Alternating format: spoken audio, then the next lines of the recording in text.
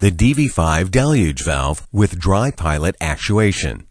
The Model DV5 deluge valve is a diaphragm-style valve that depends upon water pressure in the diaphragm chamber to hold the diaphragm closed against the water supply pressure. The system is shown ready for dry pilot actuation.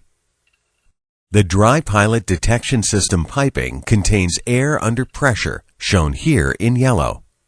The water supply contains water under pressure, shown here in blue. This is also connected to the diaphragm chamber, the dry pilot actuator, and the manual control station. Air open to atmosphere is in 3 locations, shown here in orange. 1. The system pipe to the open sprinklers or nozzles. 2. The water flow pressure alarm switch and automatic drain valve trim. 3.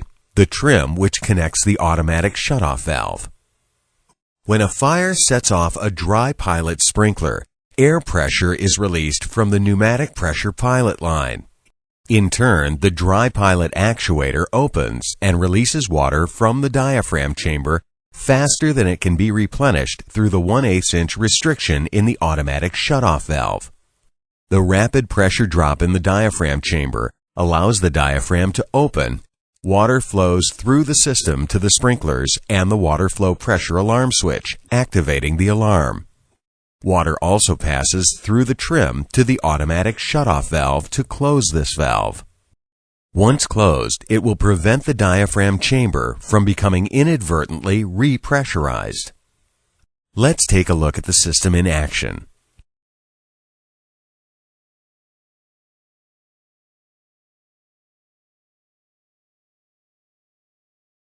To reset the valve after the fire is under control, the main supply valve is manually closed to shut off the water supply, and the diaphragm chamber supply valve is also closed.